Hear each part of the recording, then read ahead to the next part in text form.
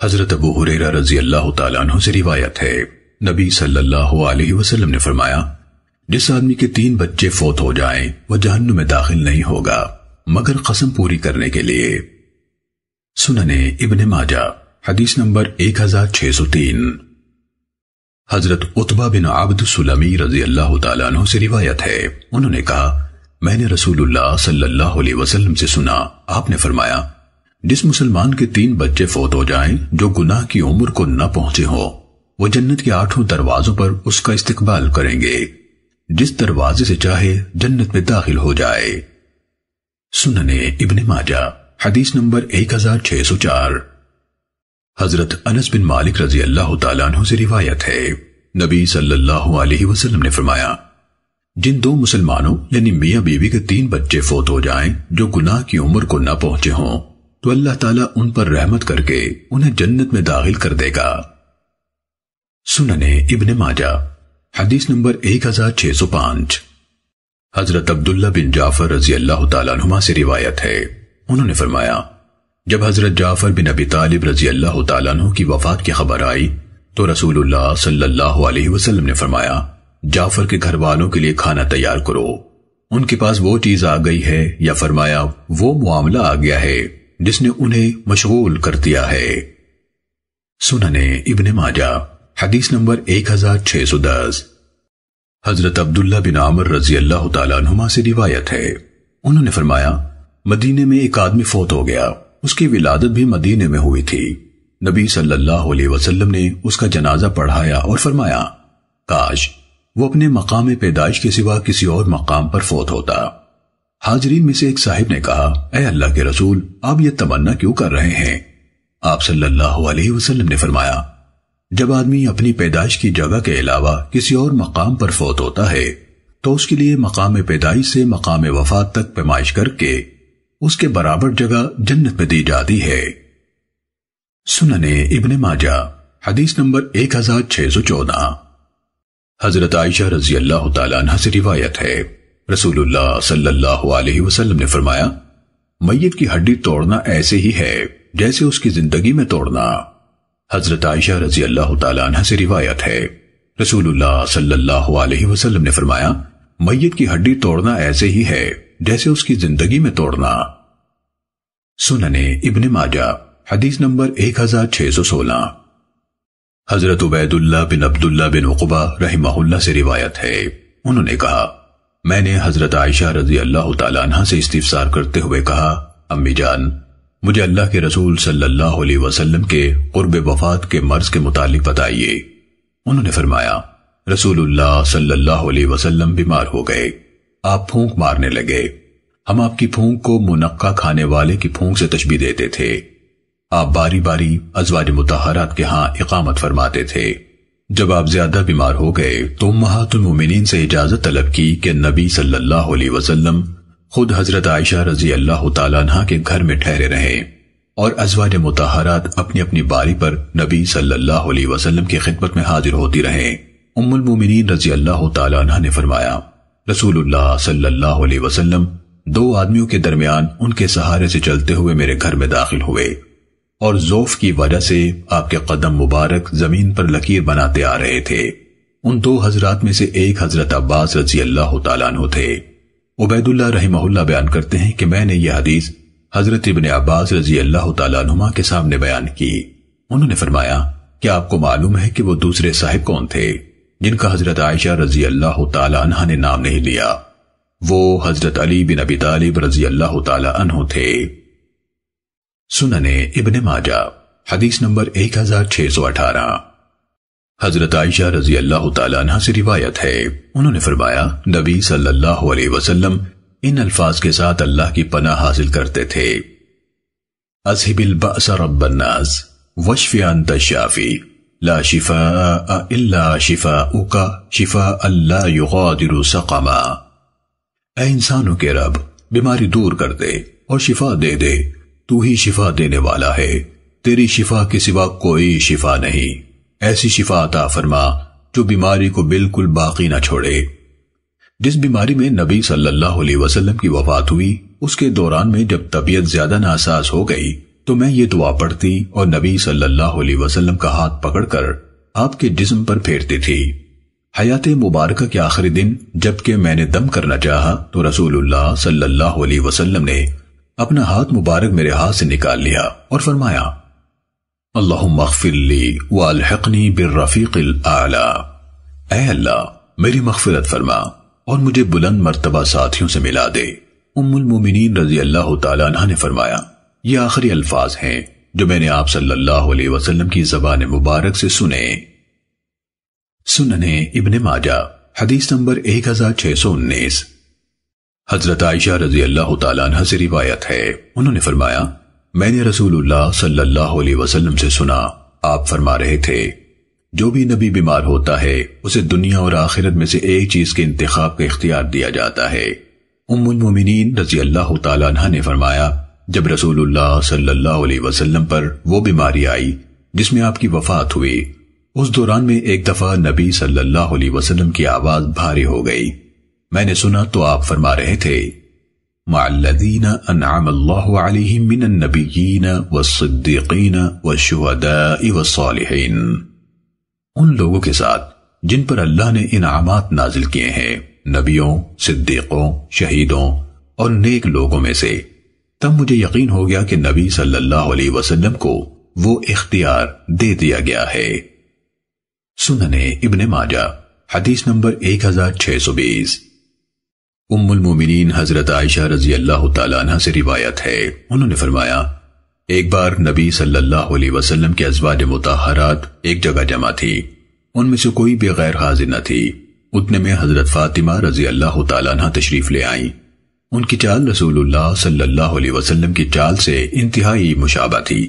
نبی صلی اللہ علیہ وسلم نے فرمایا میری بیٹی کو خوش آمدید، پھر انہیں اپنی بائیں طرف بٹھا لیا اور چپکے سے انہیں کوئی بات بتائی تو حضرت فاطمہ رضی اللہ تعالیٰ عنہ رونے لگی۔ رسول اللہ صلی اللہ علیہ وسلم نے انہیں پھر چپکے سے کوئی بات بتائی تو وہ ہنس پڑی۔ میں نے ان سے کہا آپ رو کیوں رہی تھیں؟ انہوں نے فرمایا میں رسول اللہ صلی اللہ علیہ وسلم کا راز ظاہر نہیں کر سکتی۔ میں نے کہا میں نے کبھی اس طرح غم کے فوراً بعد خوشی حاصل ہوتے نہیں دیکھی جس طرح آج دیکھی ہے۔ جب وہ روئی تھی تو میں نے ان سے کہا رسول اللہ صلی اللہ علیہ وسلم نے ہم سب کو چھوڑ کر آپ سے خاص طور پر بات کی ہے، یہ تو ایک شرف اور خوشی کی بات ہے، پھر بھی آپ رو رہی ہیں۔ میں نے ان سے پوچھا کہ نبی صلی اللہ علیہ وسلم نے کیا فرمایا تھا؟ انہوں نے کہا میں اللہ کے رسول کا راز ظاہر نہیں کر سکتی۔ جب نبی صلی اللہ علیہ وسلم کی وفات ہو گئی تو اس کے بعد کسی مناسب موقع پر میں نے ان سے پھر پوچھا کہ آپ صلی اللہ علیہ وسلم نے کیا فرمایا تھا؟ حضرت فاطمہ رضی اللہ تعالیٰ عنہ نے فرمایا رسول اللہ صلی اللہ علیہ وسلم مجھے بتا رہے تھے کہ حضرت جبرائیل علیہ السلام آپ صلی اللہ علیہ وسلم کے ساتھ ہر سال ایک بار قرآن مجید کا دور کیا کرتے تھے، اس سال 2 بار دور کیا ہے، اور آپ صلی اللہ علیہ وسلم نے فرمایا میرا یہی خیال ہے کہ میرا وقت قریب آ گیا ہے اور میرے گھرانے میں سب سے پہلے تم مجھ سے ملو گی اور میں تمہارا بہتر پیش رو ہوں۔ یہ سن کر مجھے رونا آ گیا۔ پھر نبی صلی اللہ علیہ وسلم نے مجھ سے سرگوشی میں فرمایا کیا تم اس بات سے خوش نہیں ہو کہ تم مومنوں کی عورتوں کی سردار ہو، یا فرمایا کہ تم اس امت کی عورتوں کی سردار ہو۔ اس خوشخبری کی وجہ سے مجھے ہنسی آ گئی۔ سننے ابن ماجہ حدیث نمبر 1621۔ حضرت عائشہ رضی اللہ تعالیٰ عنہ سے روایت ہے، انہوں نے فرمایا میں نے رسول اللہ صلی اللہ علیہ وسلم سے زیادہ کسی پر تکلیف کی شدت نہیں دیکھی۔ سننے ابن ماجہ حدیث نمبر 1622۔ حضرت عائشہ رضی اللہ تعالیٰ عنہ سے روایت ہے، انہوں نے فرمایا میں نے رسول اللہ صلی اللہ علیہ وسلم کو دیکھا جبکہ آپ کا آخری وقت تھا، آپ کے پاس پانی کا ایک پیالہ تھا، نبی صلی اللہ علیہ وسلم پیالے میں ہاتھ ڈالتے، پھر پانی والا ہاتھ چہرے پر پھیر لیتے، پھر فرماتے اے اللہ موت کی سختیوں پر میری مدد فرما۔ سننے ابن ماجہ حدیث نمبر 1623۔ حضرت انس بن مالک رضی اللہ تعالیٰ عنہ سے روایت ہے، انہوں نے فرمایا میں نے آخری بار رسول اللہ صلی اللہ علیہ وسلم کے چہرہ مبارک کی زیارت اس وقت کی جب سوموار کے دن نبی صلی اللہ علیہ وسلم نے حضرت عائشہ رضی اللہ تعالیٰ عنہ کے حجرہ مبارکہ کا پردہ ہٹایا۔ میری نظر آپ کے چہرے مبارک پر پڑی تو وہ یوں محسوس ہو رہا تھا گویا قرآن مجید کا ایک ورق ہو۔ اس وقت لوگ حضرت ابو بکر رضی اللہ تعالیٰ عنہ کے اقتداء میں نماز فجر ادا کر رہے تھے۔ حضرت ابو بکر رضی اللہ تعالیٰ عنہ نے اپنی جگہ سے ہٹنا چاہا تو نبی صلی اللہ علیہ وسلم نے اشارہ فرمایا کہ وہیں کھڑے رہو اور پردہ گرا دیا۔ اسی دن کے آخری حصے میں آپ کی وفات ہو گئی۔ سنن ابن ماجہ حدیث نمبر 1624۔ حضرت اسود رحمہ اللہ سے روایت ہے، انہوں نے فرمایا کچھ لوگوں نے حضرت عائشہ رضی اللہ تعالیٰ عنہ کی موجودگی میں یہ ذکر کیا کہ حضرت علی رضی اللہ تعالیٰ عنہ وصی تھے، یعنی نبی صلی اللہ علیہ وسلم نے ان کے حق میں وصیت کی تھی۔ ام المومنین رضی اللہ تعالیٰ عنہ نے فرمایا نبی صلی اللہ علیہ وسلم نے انہیں کس وقت وصیت کی؟ جبکہ وفات کے وقت رسول اللہ کا سر مبارک میرے سینے پر یا فرمایا میری گود میں تھا، میں نے ان کو سینے یا گود کا سہارا دیا ہوا تھا۔ آپ نے برتن طلب فرمایا، اچانک میری گود ہی میں آپ کا جسم مبارک ڈھیلا پڑ گیا اور مجھے روح اقدس کے پرواز کر جانے کا احساس بھی نہ ہوا۔ پھر آپ نے وصیت کس وقت کی؟ سنن ابن ماجہ حدیث نمبر 1626۔ حضرت انس بن مالک رضی اللہ تعالیٰ عنہ سے روایت ہے، انہوں نے بیان کیا جب رسول اللہ صلی اللہ علیہ وسلم کو وفات کے وقت گھبراہٹ یا تکلیف محسوس ہوئی تو حضرت فاطمہ رضی اللہ تعالیٰ عنہ نے فرمایا ہائے ابا جان کی تکلیف۔ اللہ کے رسول صلی اللہ علیہ وسلم نے فرمایا آج کے بعد تیرے والد کو کوئی تکلیف نہیں ہوگی، تیرے والد کو وہ چیز یعنی موت پیش آ گئی ہے جس سے کسی کو چھٹکارا نہیں، قیامت کے روز ملاقات ہوگی۔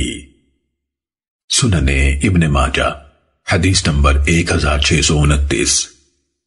حضرت انس بن مالک رضی اللہ تعالیٰ عنہ سے روایت ہے، انہوں نے فرمایا مجھے حضرت فاطمہ رضی اللہ تعالیٰ عنہ نے فرمایا انس تمہارے دلوں نے یہ کیسے گوارا کیا کہ تم اپنے ہاتھوں سے رسول اللہ صلی اللہ علیہ وسلم کے جسد اطہر پر مٹی ڈال دو۔ حضرت انس رضی اللہ تعالیٰ عنہ نے مزید فرمایا جب رسول اللہ صلی اللہ علیہ وسلم کی وفات ہوئی تو حضرت فاطمہ رضی اللہ تعالیٰ عنہ نے فرمایا ہائے ابا جان، میں جبریل کو آپ کی وفات کی خبر دیتی ہوں۔ ہائے ابا جان، آپ کو اپنے رب کا کتنا قرب حاصل ہے۔ ہائے ابا جان، جنت الفردوس آپ کا ٹھکانہ ہے۔ ہائے ابا جان، رب نے آپ کو بلایا اور آپ نے اس کے بلاوے پر لبیک کہہ دیا۔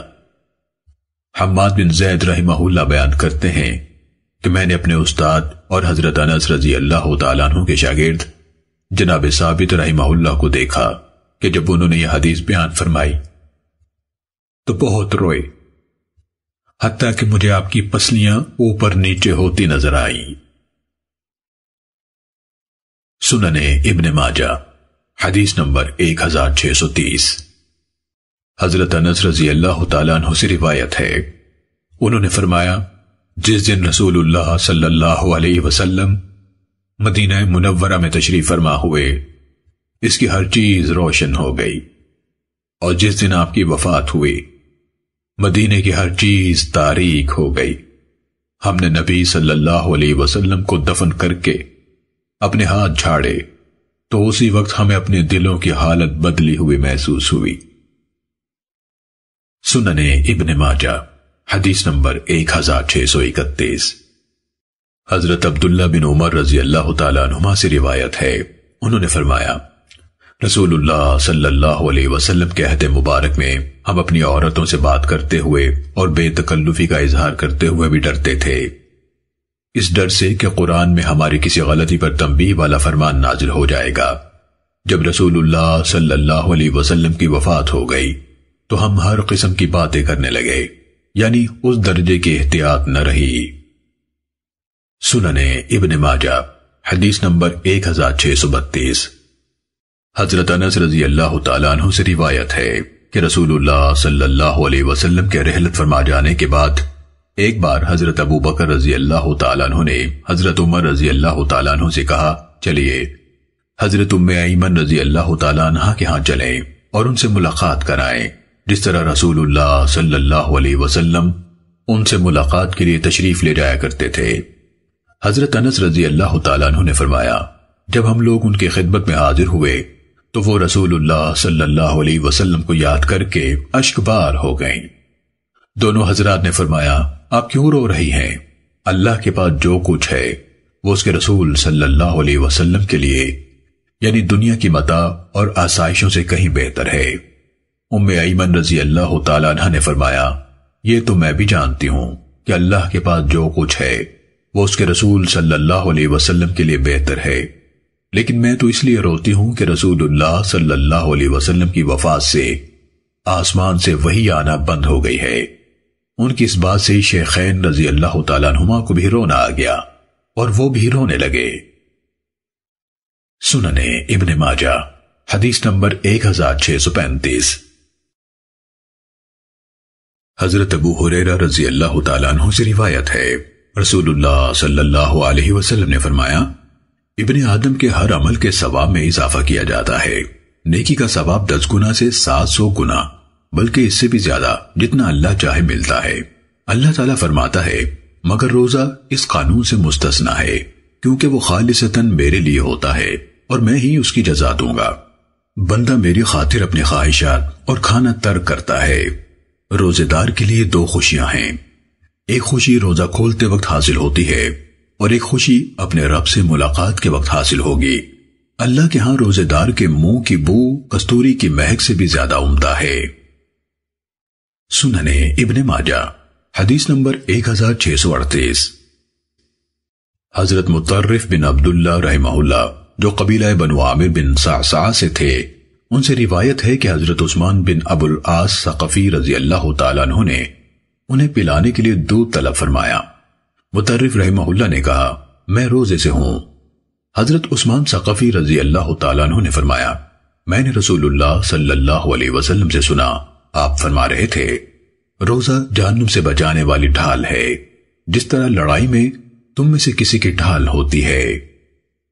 سننے ابن ماجہ حدیث نمبر 1639۔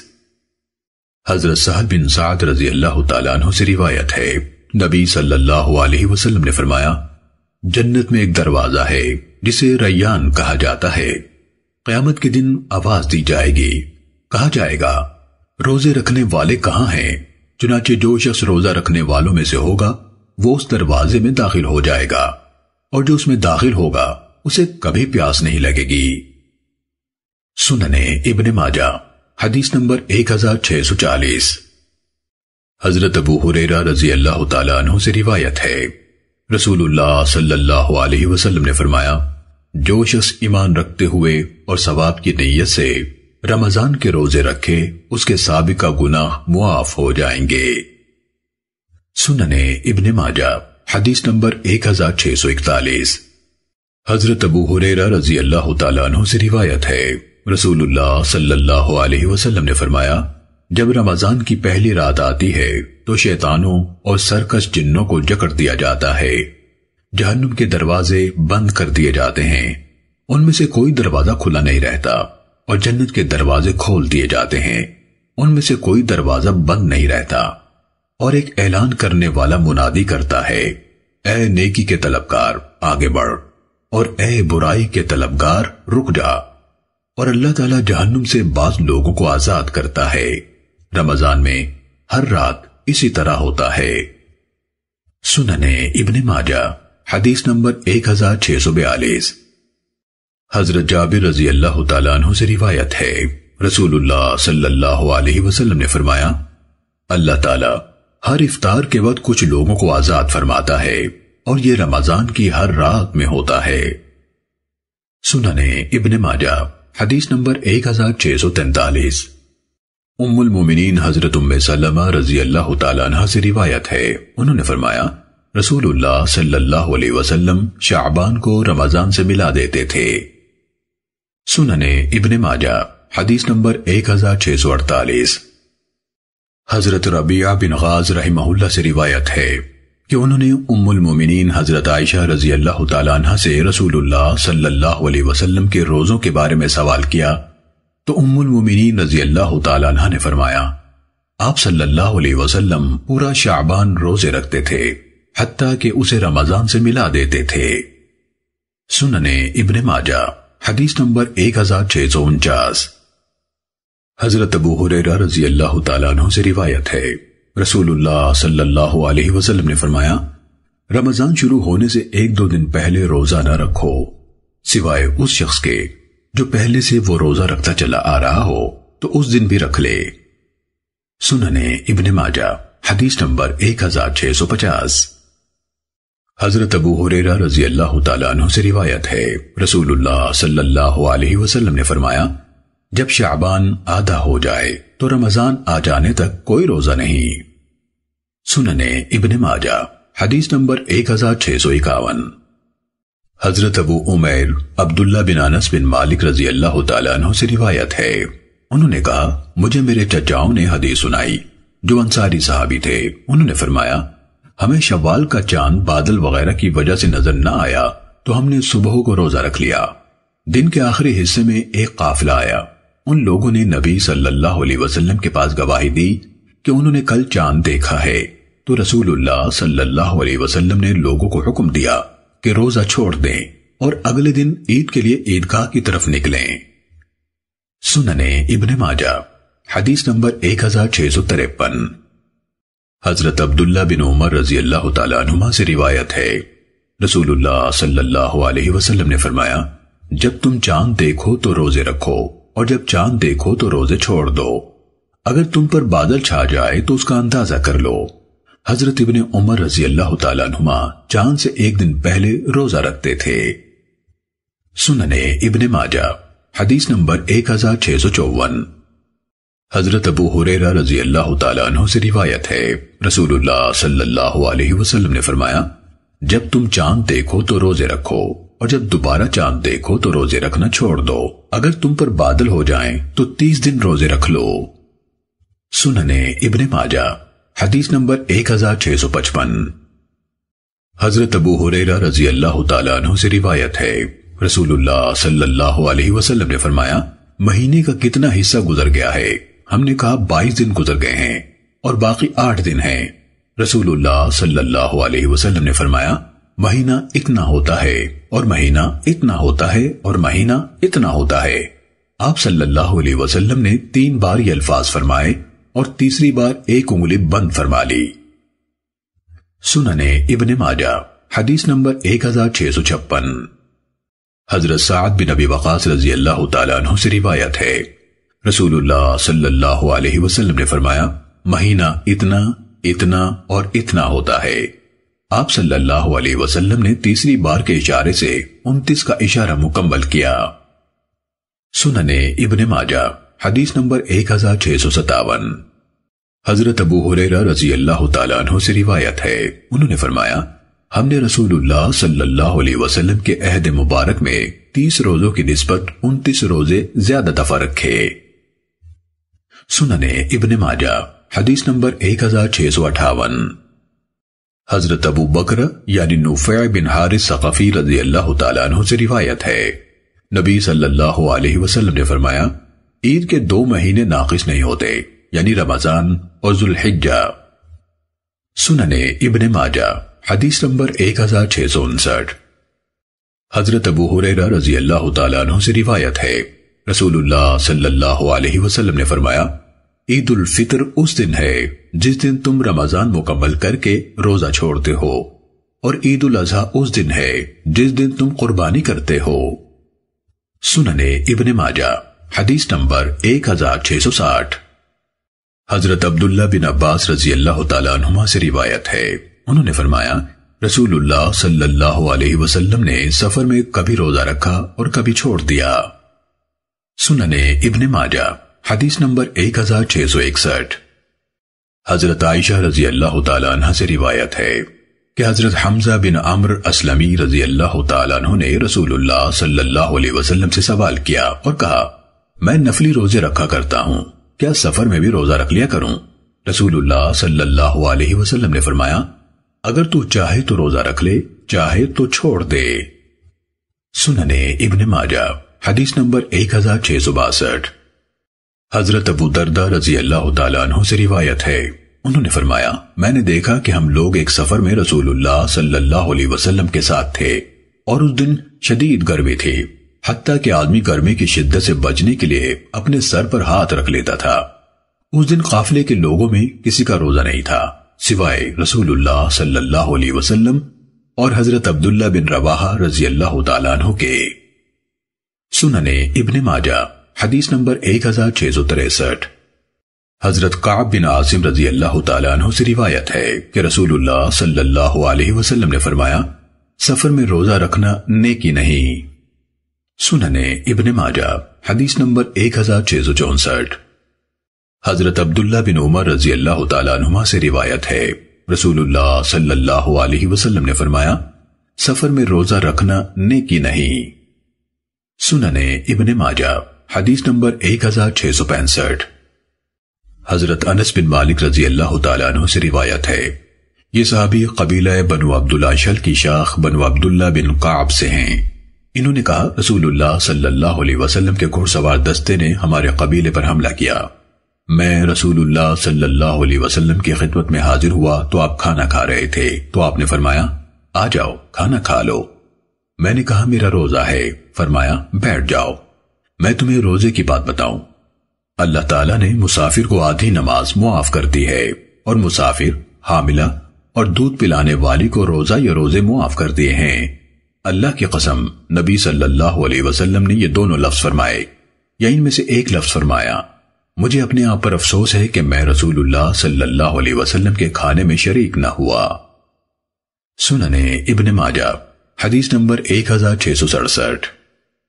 ام المومنین حضرت عائشہ رضی اللہ تعالیٰ عنہ سے روایت ہے، انہوں نے فرمایا، میرے ذمہ رمضان کے روزے ہوتے تھے تو میں ان کی قضا نہیں دیتی تھی حتیٰ کہ شعبان آ جاتا۔ سننے ابن ماجہ حدیث نمبر 1669۔ ام المومنین حضرت عائشہ رضی اللہ تعالیٰ عنہ سے روایت ہے، انہوں نے فرمایا، نبی صلی اللہ علیہ وسلم کے ہاں رہتے ہوئے ہمیں حیض آتا تھا تو آپ صلی اللہ علیہ وسلم ہمیں روزے کی قضا کا حکم دیتے تھے۔ سننے ابن ماجہ حدیث نمبر 1670۔ حضرت ابو ہریرہ رضی اللہ تعالیٰ عنہ سے روایت ہے، انہوں نے فرمایا، ایک آدمی نبی صلی اللہ علیہ وسلم کی خدمت میں حاضر ہوا اور بولا، میں تباہ ہو گیا۔ آپ صلی اللہ علیہ وسلم نے فرمایا، تو کیسے تباہ ہو گیا؟ اس نے کہا، میں رمضان میں اپنی بیوی سے ہم بستری کر بیٹھا ہوں۔ تو نبی صلی اللہ علیہ وسلم نے فرمایا، ایک انسان یعنی غلام یا لونڈی آزاد کرو۔ اس نے کہا، میرے پاس غلام خریدنے کے لیے مال نہیں۔ آپ نے فرمایا، مسلسل 2 ماہ روزے رکھ لو۔ اس نے کہا، مجھ میں اس کی طاقت نہیں۔ آپ نے فرمایا، 60 مسکینوں کو کھانا کھلا دو۔ اس نے کہا، میرے پاس اتنا مال بھی نہیں۔ آپ صلی اللہ علیہ وسلم نے فرمایا، بیٹھ جاؤ۔ تو وہ بیٹھ گیا۔ اسی اسنا میں آپ صلی اللہ علیہ وسلم کی خدمت میں کھجوروں کا ایک ٹوکرا لایا گیا جسے عرق کہا جاتا ہے۔ آپ صلی اللہ علیہ وسلم نے فرمایا، جاؤ یہ صدقہ کر دو۔ اس نے کہا، اللہ کے رسول، قسم ہے اس ذات کی جس نے آپ کو حق دے کر مبعوث فرمایا، مدینے میں دونوں پتھریلے علاقوں کے درمیان کوئی گھرانہ ہم سے زیادہ اس کا ضرورت مند نہیں۔ آپ صلی اللہ علیہ وسلم نے فرمایا، جاؤ اور یہ اپنے اہل و عیال کو کھلا دو۔ ایک دوسری سند سے حضرت ابو ہریرہ رضی اللہ تعالیٰ عنہ سے مروی ہے کہ رسول اللہ صلی اللہ علیہ وسلم نے فرمایا، اس روزے کی جگہ ایک دن کا روزہ رکھ لینا۔ سننے ابن ماجہ حدیث نمبر 1671۔ حضرت ابو ہریرہ رضی اللہ تعالیٰ عنہ سے روایت ہے، رسول اللہ صلی اللہ علیہ وسلم نے فرمایا، جس نے روزے کی حالت میں بھول کر کچھ کھا لیا اسے چاہیے کہ اپنا روزہ پورا کرے، اسے اللہ نے کھلایا اور پلایا ہے۔ سننے ابن ماجہ حدیث نمبر 1673۔ حضرت اسماء بنت ابو بکر رضی اللہ تعالیٰ عنہ سے روایت ہے، انہوں نے فرمایا، رسول اللہ صلی اللہ علیہ وسلم کے زمانے میں ایک ابر آلود دن میں ہم نے روزہ کھول دیا، یعنی یہ سمجھے کہ سورج غروب ہو چکا ہے، لیکن پھر بادل ہٹ گئے اور سورج نکل آیا۔ ابو اسامہ رحمہ اللہ کہتے ہیں، میں نے ہشام بن عروہ رحمہ اللہ سے کہا، کیا انہیں روزے کی قضا کا حکم دیا گیا تھا؟ انہوں نے کہا، یہ تو ضروری تھا۔ سننے ابن ماجہ حدیث نمبر 1674۔ حضرت فضالہ بن عبید انصاری رضی اللہ تعالیٰ عنہ سے روایت ہے، انہوں نے فرمایا، نبی صلی اللہ علیہ وسلم ایک ایسے دن ان کے پاس تشریف لائے جس دن آپ روزہ رکھا کرتے تھے۔ آپ نے پانی کا برتن طلب فرمایا اور پی لیا۔ ہم نے کہا اے اللہ کے رسول، یہ تو وہ دن ہے جس دن آپ روزہ رکھا کرتے تھے۔ فرمایا ہاں، لیکن مجھے قے آ گئی تھی۔ سننے ابن ماجہ حدیث نمبر 1675۔ حضرت ابو ہریرہ رضی اللہ تعالیٰ عنہ سے روایت ہے، رسول اللہ صلی اللہ علیہ وسلم نے فرمایا، سینگی لگانے والے اور لگوانے والے نے روزہ کھول دیا۔ سننے ابن ماجہ حدیث نمبر 1679۔ حضرت ثوبان رضی اللہ تعالیٰ عنہ سے روایت ہے، انہوں نے فرمایا، میں نے رسول اللہ صلی اللہ علیہ وسلم کو یہ فرماتے سنا ہے، سینگی لگانے والے اور لگوانے والے نے روزہ کھول دیا۔ سننے ابن ماجہ حدیث نمبر 1680۔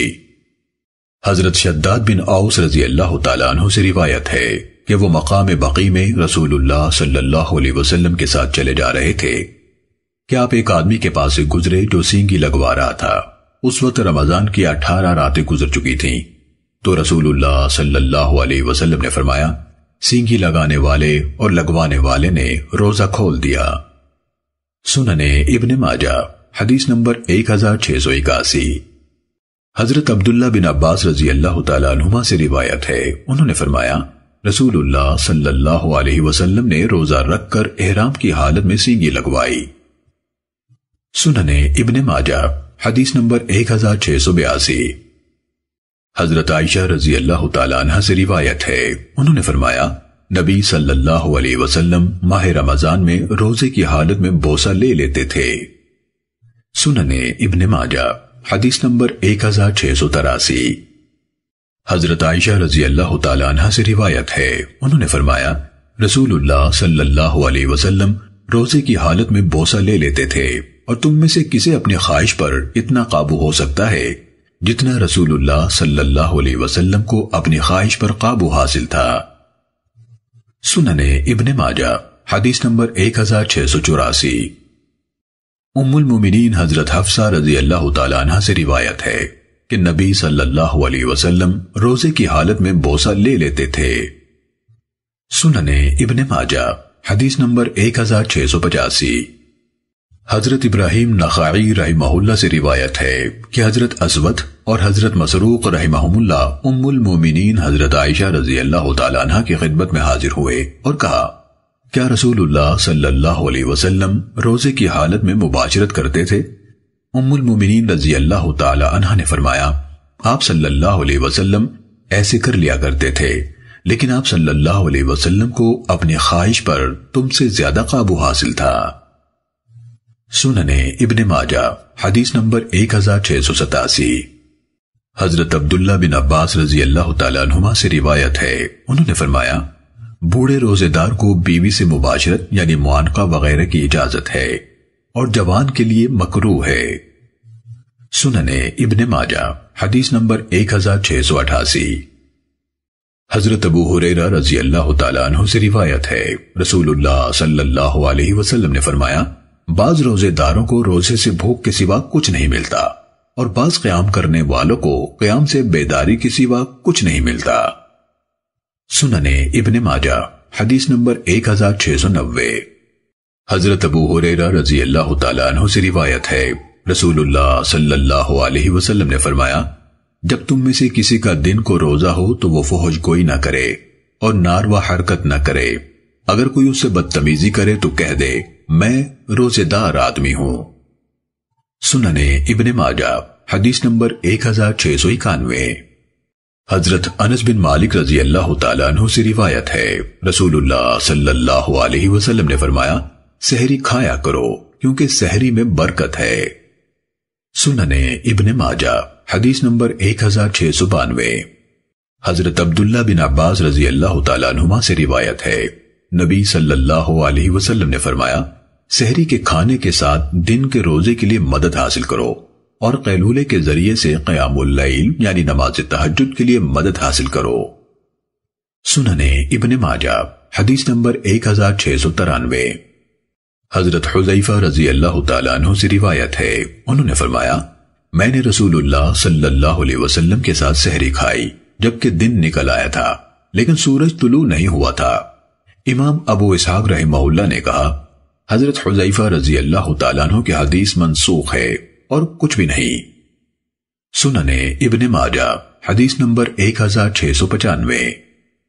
حضرت عبداللہ بن مسعود رضی اللہ تعالیٰ عنہ سے روایت ہے رسول اللہ صلی اللہ علیہ وسلم نے فرمایا تم میں سے کسی کو بلال رضی اللہ عنہ کی اذان سحری کھانے سے مانے نہ ہو، وہ تو اس لیے اذان دیتے ہیں کہ تم میں سے جو سو رہا ہے وہ جاگ جائے اور جو قیام کر رہا ہے وہ نماز فجر کی تیاری کی طرف لوٹ جائے۔